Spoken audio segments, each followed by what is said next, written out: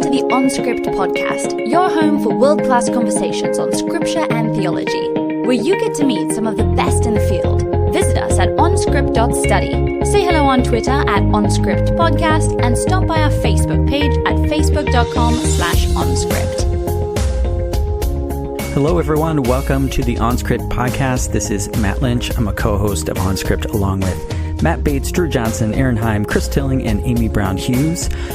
Gender has been in the news recently, especially if you've paid attention to the Southern Baptist Convention and the whole kerfuffle there about whether or not a woman should teach or preach to a man. Spoiler, yes. But as our guest today points out, gender includes more than just women. It also includes men. And apart from role questions about, what roles a man or woman should or can play and whether they should be such limitations, it's the question of more fundamental question about what it means to be a man and how the Bible presents that. So Kelly Murphy is our guest today, and she's wrestling with that question of how the Bible presents masculinity in the story of Gideon as a kind of as a window into that larger question.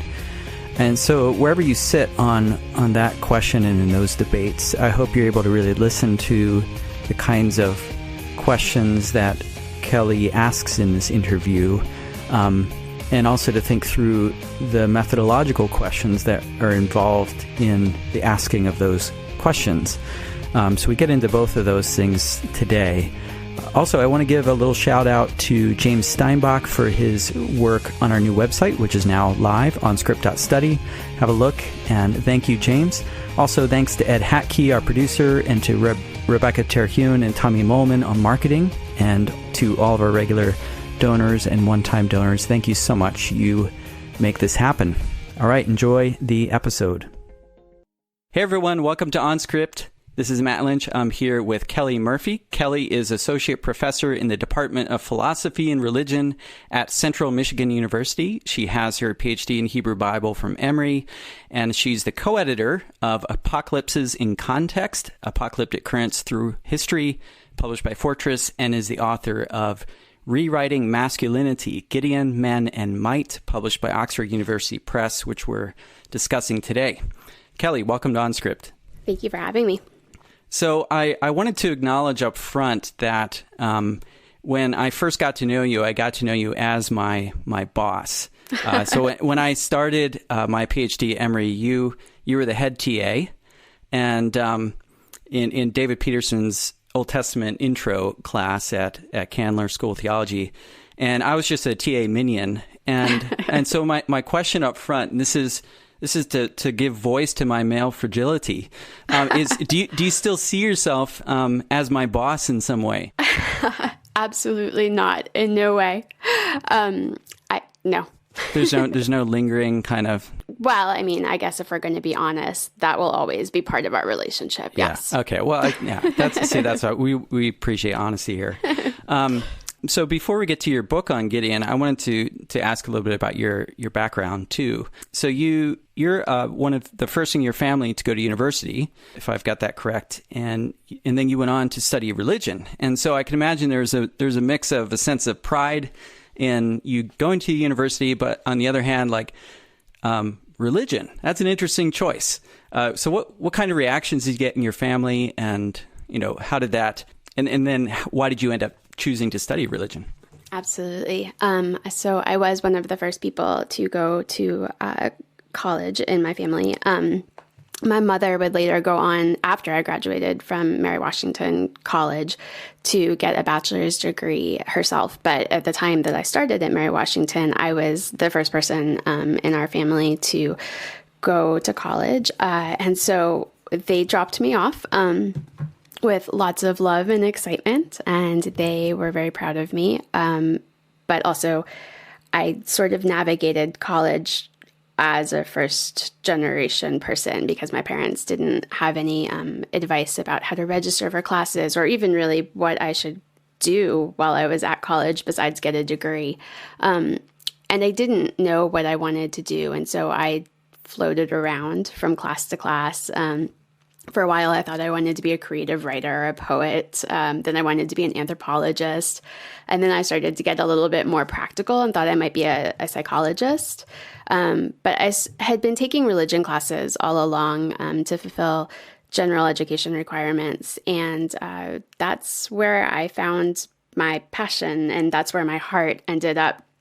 And I think that's because those were the classes where we were asking all of the questions that I had always been asking as a kid, but I had never had conversation partners really to talk about those questions. And so getting to do that with the professors at Mary Washington and also with my fellow students was amazing. And I fell in love, but with theology, oddly. It wasn't with biblical studies. I was just, that's what I loved. That's what I wanted to do. And did you mentioned your mom went on to get her bachelor's after you. Did she choose religion? She did not. Okay, No. all right. So you ended up studying religion, and well, you were drawn in by theology. And when did you end up being drawn into biblical studies? Yeah, so I think the first time I realized how wonderful biblical studies was in undergraduate classes, specifically in my introduction to the Old Testament class, when we were studying the flood story. And I can remember this really clearly when my professor outlined the differences between, what we have come to call the J and P flood stories. The number of animals that went on the ark, the days that the flood lasted, all of those things.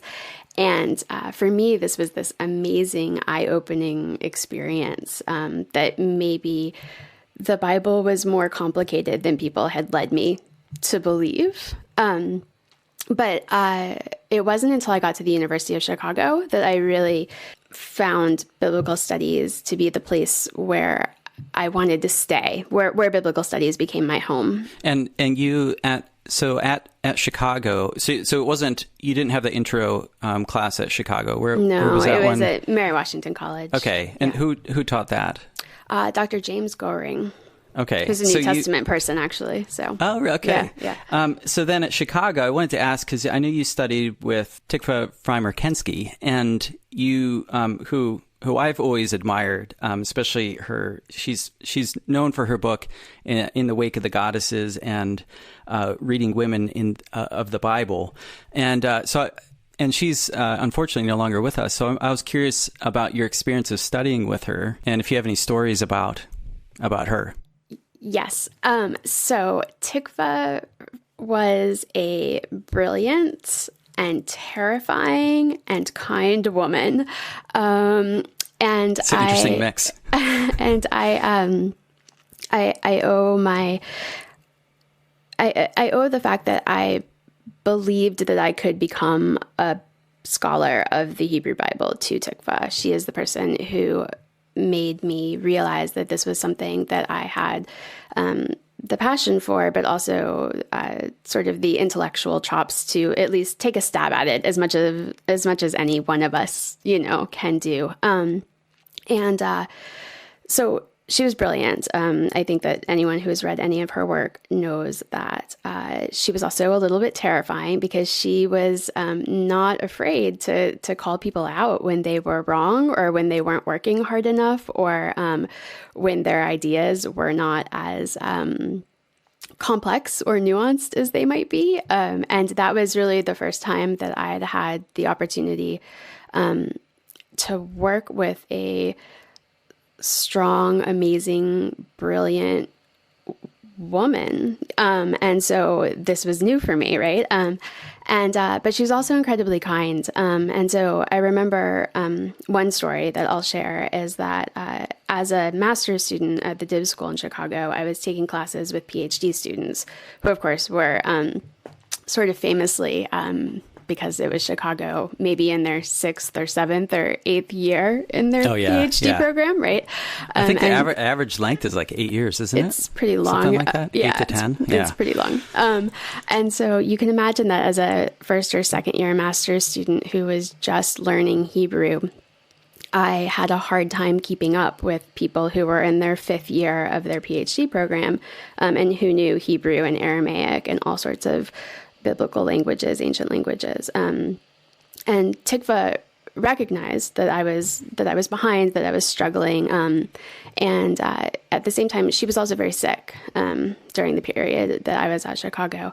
And so she would call me. I would go into her office. This is sort of before the kinds of cell phones that we carry around with us now, right? And so I would go into her office at the Div School, and she would call me there from her home, and we would read Hebrew together over the phone. She lived out in the suburbs, and she would help me with my pronunciation. She would help me learn how to parse verbs, how to think about the text, what the rabbis had said about the text, how it reflected ancient Near Eastern issues and backgrounds. And she spent hours doing this with me. And it is one of the most amazing things that anyone has ever done for me. And also the kind of thing that I would like to be able to do for my students. Wow. That's amazing. And so is this you offering to spend hours on the phone with every one of your students? No, that is not what just happened. Do you commit right now to to hours of Hebrew study on the phone? Yeah. Oh, that's really cool. That's amazing. It was an amazing gift that she gave to me. Absolutely. Very cool. And I could see that you're a very invested teacher, just from what I see in Central Michigan University. You got like a teaching award there, didn't you? Something like that. Some kind of teaching recognition. Yeah. Yeah. Yes. What was that? I got the Central Michigan Excellence in Teaching Award a couple years ago, and then this past spring, I got the College of Liberal Arts and Social Sciences Maroon Teaching Award, which is the teaching award for a tenure track or tenured faculty. Oh, very cool. Congrats on those. So we're wanting to talk about your book on rewriting masculinity. But just to back up for a moment, we both studied, we were both supervised by David Peterson at Emory, and he supervised us. And for those who don't know David Peterson, who's now retired, he's the quintessential editor. So he edited the SBL Handbook of Style, which would be not my nightmare, but I think his dream. He just loves that kind of thing. And then, among other things, he's known for asking the question, with what method are you studying this text? So just to kick off our look at your book on Gideon in Judges 6-8. So with what method are you studying the stories of Gideon in those chapters? Yes.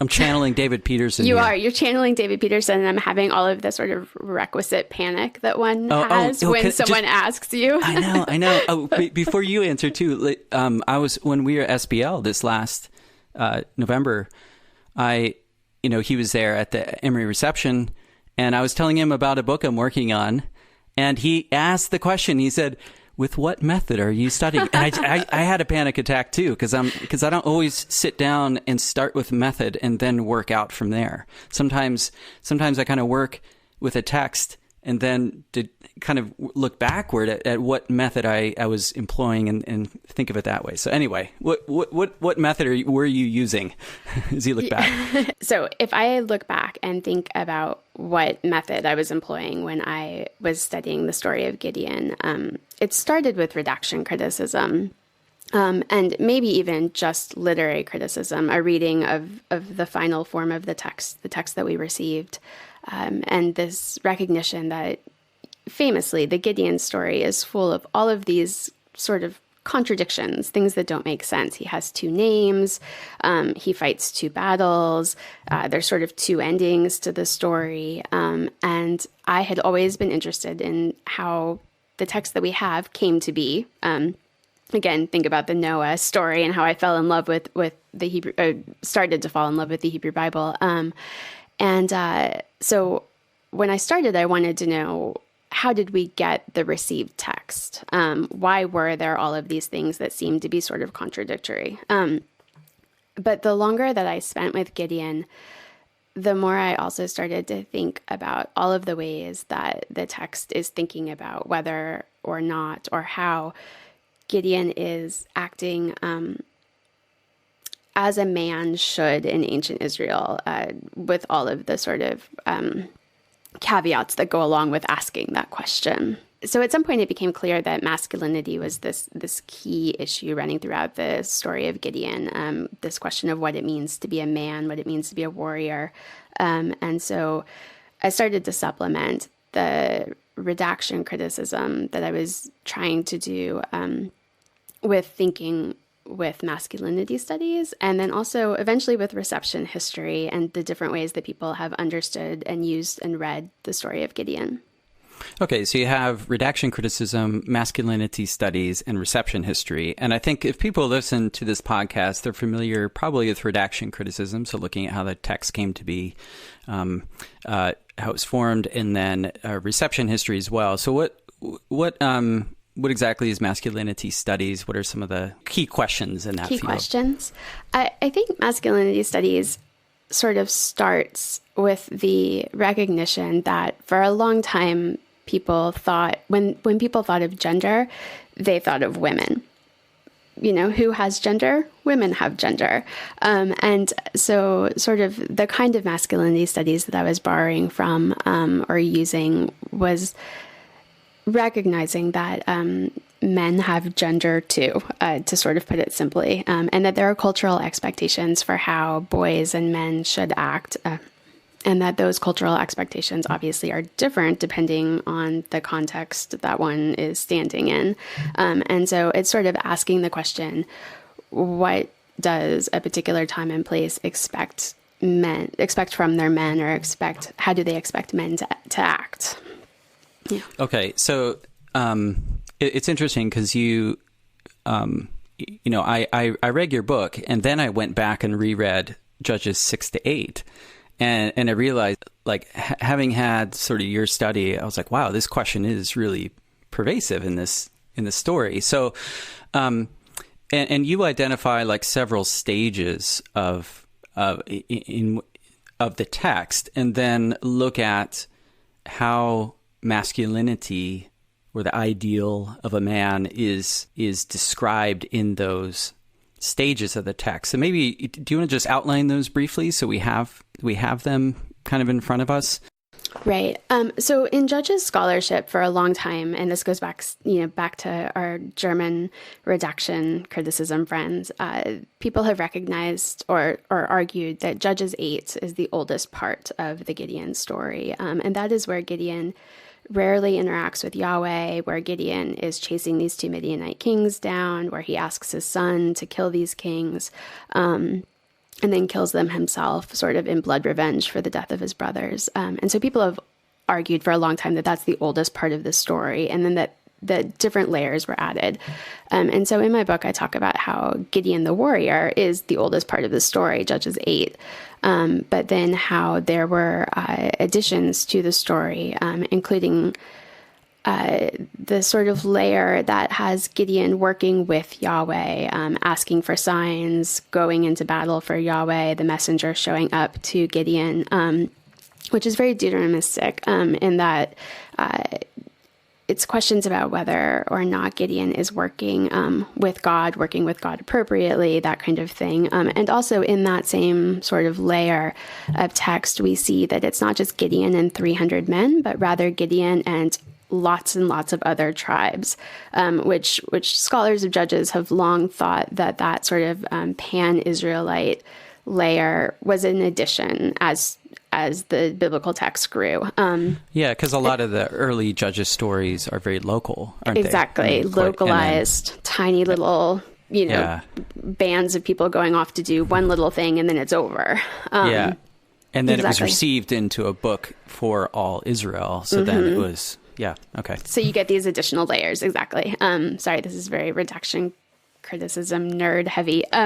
So finally, then, I argue that there's a sort of third layer, which is the story of the ephod, which a lot of redaction critical scholars have thought was a late addition to the story because it it turns the story of Gideon on its head, right? This man who has just delivered Israel exactly the way that God asked him to from the Midianite oppression is now somehow leading Israel astray. And of course, that little story of the building of the ephod and Israel going astray works in the larger book of Judges, which famously has this downward cycle or downward spiral where every judge is less and less good at being, faithful to Yahweh. And so that sets us up for the stories that follow in Abimelech and then also with Samson. Yeah. So, okay. So if someone's, I know for some of our listeners, they're perhaps skeptical of redaction criticism as a method. And, what you do in your study is look at different conceptions of what it means to be a man in these different layers. So maybe you could talk about that, but highlight what's in it for people who maybe aren't into redaction criticism, but yet could see these different conceptions in the text nonetheless. In a lot of ways, I share people's skepticism about redaction criticism. And I say this as a person who just wrote a book about redaction criticism, because at best, we're guessing about these texts and their history and how they grew.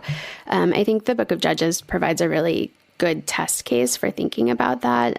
We have some evidence from Qumran. It's not very much, but it helps us to think about how Judges grew, especially Judges 6. And then... because there's a... sorry to interrupt, but there's a... one of the Qumran texts of Judges actually has an expanded text, doesn't it? In Judges 6, or is it a reduced, shorter one? It's a reduced text, exactly. This was a question on my comps exam at Emory. It's triggering this memory. So, yeah. So that shows us that there's one version floating around that was shorter.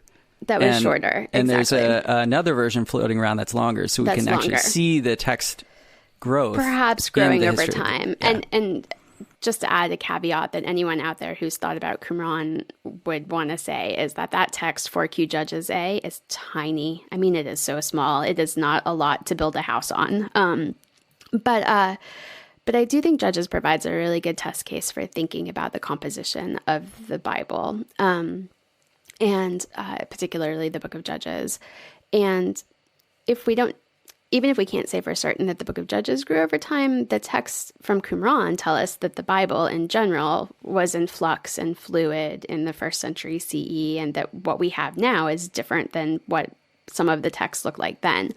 And so that's sort of my caveat about redaction criticism, is that in some ways it is sort of a game that we're playing. But on the other hand, there are very different portraits of Gideon in this story, which can be read fruitfully from a literary perspective, from a final form or the received text. You can read this story about this guy and his changing personality. But you can also read it with an eye towards how different scribes might have thought about what it meant to be a man. From the earliest stories of ancient Israel, where we have warriors who go out and fight these battles, to later threads where these warriors are, working with and praying to God, asking for signs, are doing something for all Israel rather than just this small band of men, for a personal blood vendetta reason, like in Judges 8, to stories about how these men and sometimes women mess up when it comes to their relationship with Yahweh, which is really important to get us to the book of Samuel and Kings. Because if the judges didn't mess up, then there's no need for a king, right? So in terms of the the overall story of the Hebrew Bible, that it's an important component of the text, I think. Yeah, absolutely. So you have these different portraits of what it means to be a man. Like one might idealize the strength of a warrior, and the willingness to kill these two kings. That as a boy you're not ready for that yet. And then on the other hand, that theme of the fear of the would-be warrior runs through the story as well. And so I think there are those two tensions in the book, and that was the thing that really struck me when I went back and read it, was how much fear characterized Gideon's, especially the early descriptions of him in the story. And then this tradition of reading Gideon in different ways continues beyond the book of Judges. So do you want to just give listeners a flavor for some of the ways that he's been read subsequent to the book of Judges? Because this thing continues. Like it doesn't stop with the Bible. Right. Gideon has a really long afterlife. Yeah. So now we're in reception history. We're in reception history, yes. What people do with the text and the story of Gideon. So as early as Josephus, who's rewriting the Bible for his Roman audience, Josephus gets rid of the doubtful, scared Gideon, the fearful Gideon. He gets rid of the signs, basically, the request for signs. And he turns Gideon into this virtuous and just man who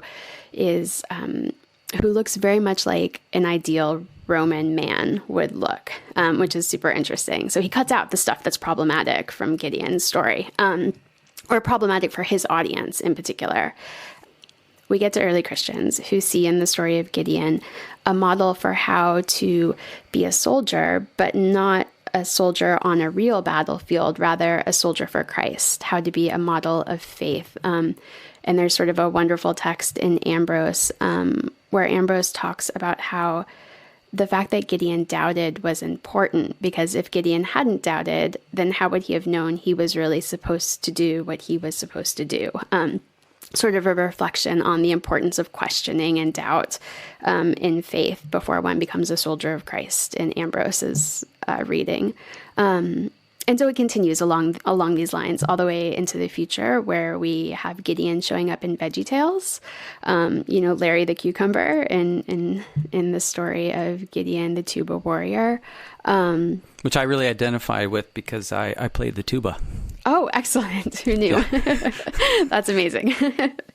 And so, Gideon just shows up all over the place in really interesting ways. And one of the things that I was really struck by as I started sort of exploring this was that in almost every depiction of Gideon, in almost every way that Gideon shows up outside of the biblical text, in one way or another, people were thinking about whether or not Gideon was being a man. But they were almost always asking whether Gideon was being a man in terms of what their own cultural expectations for manhood were. And so they continued to rewrite Gideon over time so that he matched their own expectations, or so that they could use him as an example for how not to be a man, because he did not match their sort of cultural ideals for masculinity.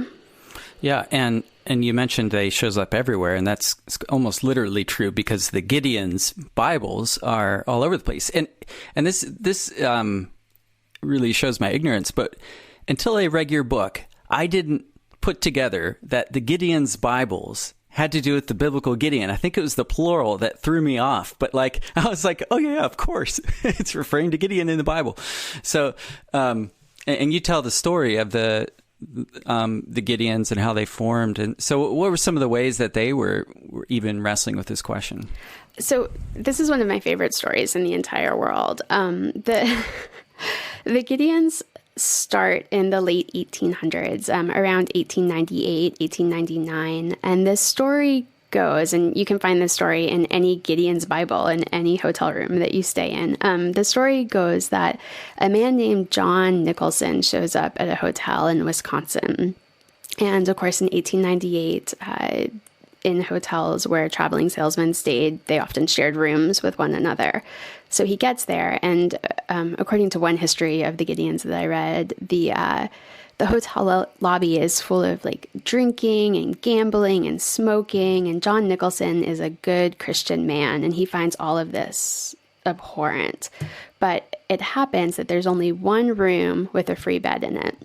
And that free room, the room with the free bed, has a man named Sam Hill, who John Nicholson sees as a clean-looking chap, right? This is the way he's described in this history.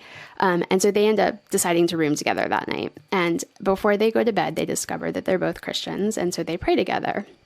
And when they pray together, they are inspired to create an association for Christian traveling salesmen, where people who are like them could find their people in these in these hotels full of these other men who are doing these other things, and so they get together with another man whose name was Will Knights, I think, and they decide that they're gonna like have a meeting and call all of these people.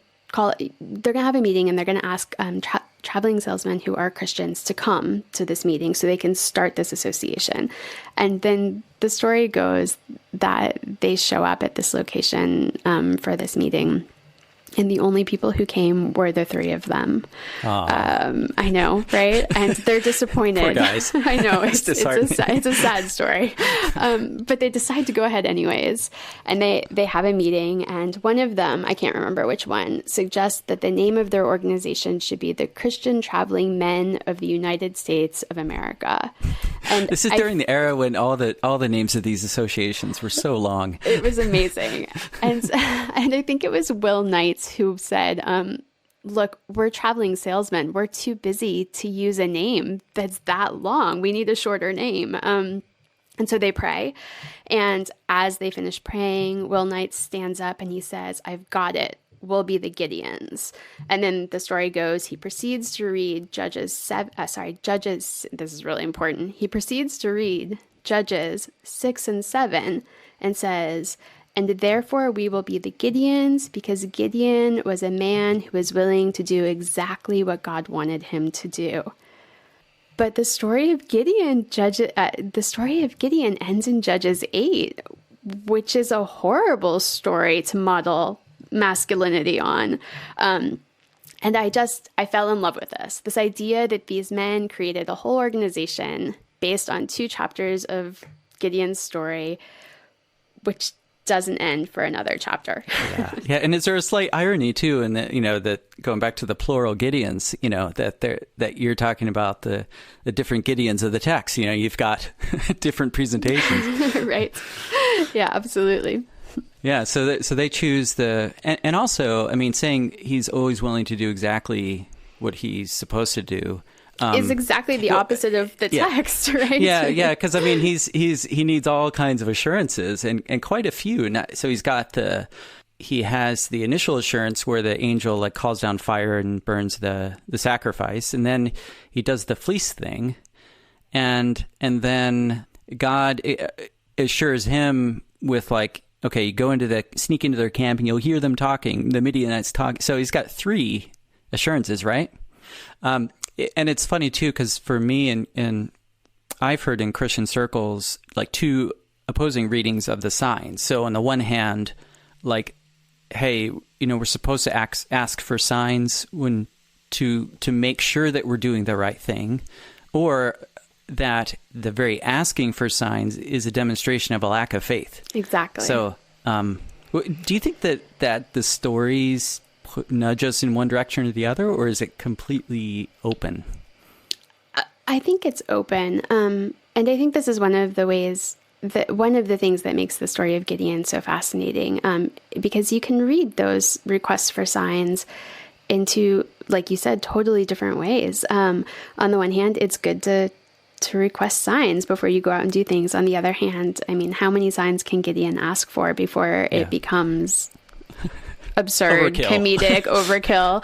And so that's one of the threads that runs throughout the history of the interpretation of the Gideon story, is people sort of disagreeing about the signs, whether it was a good thing that Gideon asked for so many signs or a bad thing that Gideon asked for so many signs. Does a real man ask for signs, or does a real man not ask for signs? And you see that throughout the history of the interpretation of the story.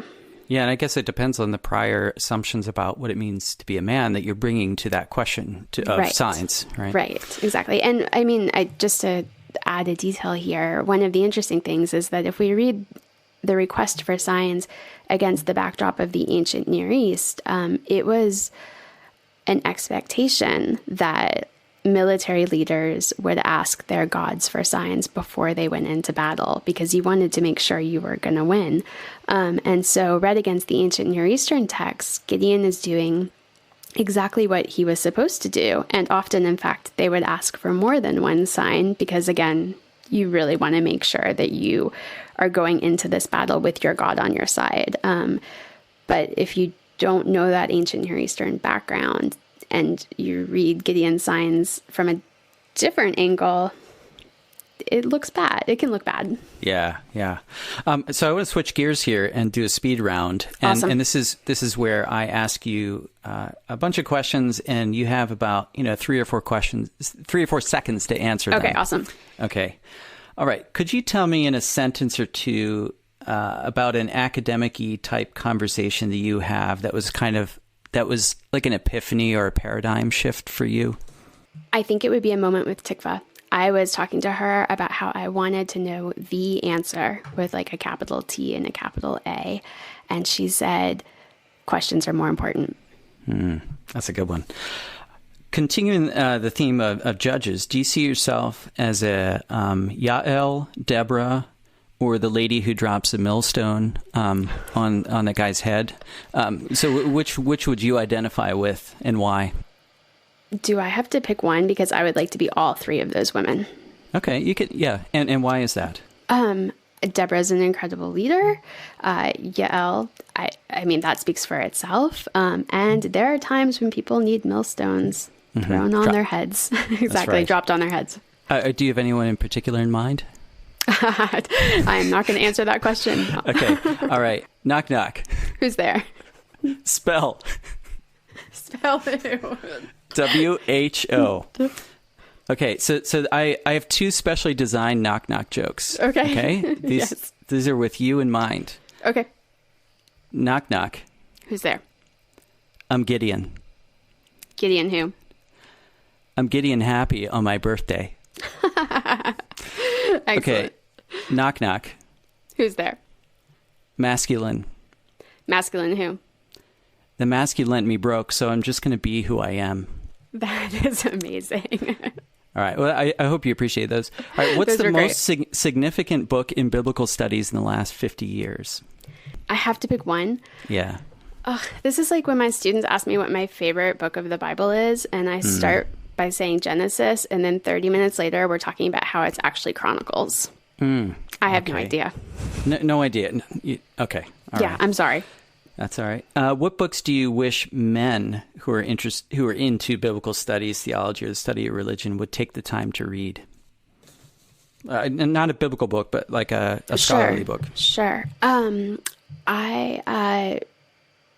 Graybill's Are We Not Men is an excellent book that I think everyone should read, including men in our field. And so I'm going to say that one. Great. What's one idea in biblical studies that you think needs to die? Manels. All male panels. Okay. And the related manthologies, you know. Anthologies. Yes. Okay. That's good. You're a college basketball fan, is that right? Yes, women's basketball. Okay. Mm-hmm. Yeah. All right. So so besides CMU, which I know, you're loyal to, what's your favorite college basketball team? Besides the CMU women's basketball team, who is my favorite women's basketball team? That's hard because, I am a diehard CMU women's basketball fan. How are they doing? Or how did they do this last year? They did really well this last year. Yes. I'll let you stick with them. All right, I'm going to go with women's basketball, CMU forever. Yeah. Fire up all right. chips. Don't want to split your loyalties. So do you play basketball too? Hilariously, for the last 2 years, I have participated in the CMU Women's Basketball Adult Basketball Clinic, and I think I have made a total of 3 baskets. Oh, that's about how many I made throughout my whole junior high career. I'm not. No, I'm not good at basketball. I'm good at watching. Yeah, but do you like playing? I do. I find it hysterical and really fun. All right. I know you have some interest in monsters, right? Yes. Okay. So did you ever believe in the Loch Ness Monster? No. No. Is there a monster that you ever believed in, like the Abominable Snowman or, Sasquatch or any of those? I think as a child, I really believed in vampires and werewolves. Okay. Yes. Okay. I saw this on Twitter, so I'm stealing a Twitter question that I think you answered. So what's one biblical character you'd like to hug, one you'd like to punch, and one you'd like to high five? My answer was to hug Zipporah, Moses' wife, and to punch Jephthah from Judges, and for obvious reasons. And I would love to high five Judith. Okay. Yeah. Judith, yeah. Are you more likely to be found at the Calgary Stampede Rodeo or Monster Jam World Finals? That's the monster truck final. Rodeo. Okay. Yes. Have you been to the Calgary Stampede? No. Okay. I haven't been either. My wife's been there, and she loved it. All right. Going back to your time at Emory, you studied with John Hayes, right? Did you have him? I did, yes. Okay. Yes. Do you have any memories of studying with him? Oh my goodness, so many. He used to bring us moon pies to almost every class that he taught. What are moon pies? They are how do you even describe moon pies? They're a sort of cake/cookie thing that in the South, everyone Google moon pies. Like highly processed type. Oh yeah, dessert yeah, thing? yeah, Okay. yeah. They're both terrible and wonderful. And also he used to encourage us to chase rabbits. And by that he meant, sometimes going down unexpected paths when you're doing research is where you find the most amazing and fruitful things to study. And I always, and I think I said this in the acknowledgments of my book, I hear his voice a lot when I'm doing something and I think, oh, I don't think I should go. This isn't worth my time. And I hear him saying, chase the rabbits. Who knows what you might find. Yeah. Click on that Wikipedia link to the other Wikipedia article. And then 45 minutes later. Yeah. I know you're a creative teacher. So what are some of the classroom strategies or activities that you found most effective and helpful and interesting for students? Oof. This is one that everybody knows, but popular culture. The more you can bring popular culture into the classroom and connect it to these ancient texts, the more that students see these ancient texts as important and worthwhile and significant, to study from an academic perspective. Yeah, great. All right. So at the end of our speed round, and I know our time's running short here. So but I did want to ask about a article that you wrote called "How Zombies Turned Me into a Public Scholar." Yes. And I know you had a time of zombie fame. I did. I was briefly zombie famous. Yes. Yeah, and there's a picture of you in that article, and in your are you in your office? That was my office. And there's a sign behind you on the wall of this guy driving a tractor, and then a zombie behind him, and it says "Eat Locals," yes. which I love. It's such a great sign. It's a great sign. So how did and you taught a class called Walking Dead, Apocalypse Then and Now. Mm-hmm. So how did that course come about, and how did it help students open up the Bible by talking about zombies? Yeah. So at the time I had just gotten to CMU. It was my first year, and Bible classes at CMU had not historically been filling. And so one of the things that they asked me to do was to come up with something that would get students in the seats. And it was sort of the era of The Walking Dead. It was sort of around the time that The Walking Dead started to go downhill, truthfully. But students were still very much interested in The Walking Dead and in zombies. And so I had always wanted to teach a class on the apocalypse, and the two paired together really nicely. And that's how I ended up teaching that class. Yeah. Yeah. And so how did it, was it helpful to, what are some of the ways that it unlocked the Bible, do you think, for students? I mean, I think the biggest way that it unlocked the Bible for students was that it got them into the classroom to study the Bible in the first place. I remember my chair was really skeptical about whether this was going to work or not. He didn't think that students were interested in zombies. Right. And so a few weeks into the class, for the first 2 weeks, we talked about monsters, we talked about zombies. And then once the ad drop period ended, we started reading ancient texts. And we started with Enoch, which of course, I know, we started with Enoch, which is not in most Bibles, of course. And so most students hadn't read it. And my chair at the time was walking down the hall when he heard a group of students talking about how they had to read the book of Enoch for a class they were in, and it was so amazing and really cool and full of stories about angels that had fallen from heaven and, battles and all of those kinds of things. And so I think that just getting them into the room allowed them to read texts that they might not have read otherwise and to see how incredible these texts are and how, in many ways, the questions that people were asking when they wrote, the various books of Enoch are similar to questions that are being asked in contemporary things like The Walking Dead or, yeah. So what's the link between zombies and the Bible? There are no zombies in the Bible. I have to say that now. That has to be one of the first things I say whenever I talk about zombies in the Bible, because otherwise, when I taught the class and when it got a little bit of attention, I received hundreds of emails from people who were angry that I was telling students that there were zombies in the Bible. I also got handwritten and typed letters in the mail from people who did not believe in using the internet because the government was watching, telling me that there weren't zombies in the Bible.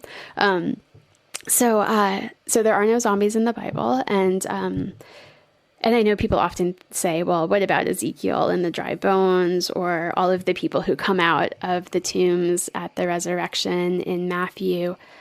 But zombies are specific. Zombies are one of the monsters that come to us from the non-Western world. They come to us from Haiti.